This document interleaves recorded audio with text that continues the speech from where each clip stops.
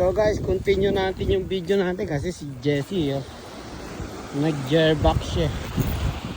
So yan guys, may cruise ship ngayon. Ang daming cruise ship ngayon guys. 4 yata o 3. So yun na yung dalawa guys. Ayun yung dalawang cruise ship ayun 1, 2. Tapos ito pa isa parating. So dati dito guys may building dito. Giniba na. Kasi delikado, luman-luman. Kasi tinamaan kasi ng ito yung tubig sumampa. Nagiba siya. So giniba na ng tuluyan.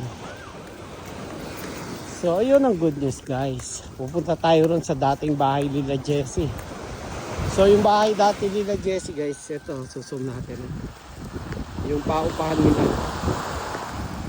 So saan ba yan?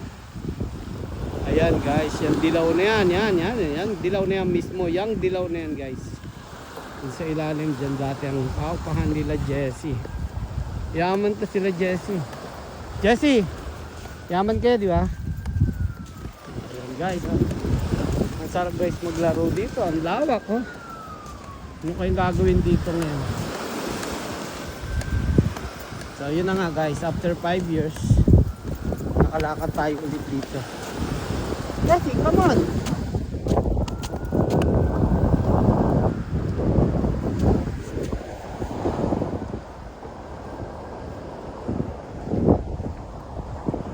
So, ang daming naglalakad na Jessie na kasi nakakatawid-tawid na sila ron. Dati hindi.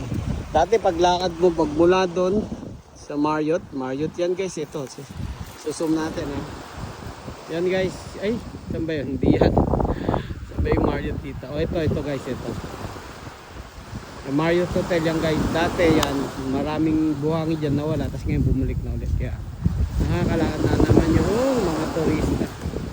So Jessie, let's go back. So yun lang guys.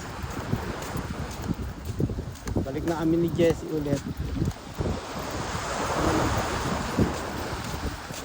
So itong kahabaan na to guys, tawag dito ay 7 Mile Beach.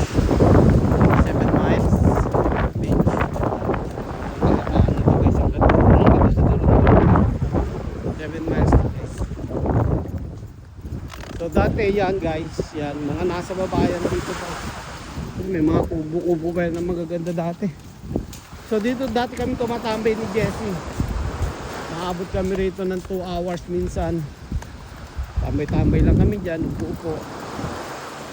Tapos nung nawala to guys, hindi na kami nakakapunta rito.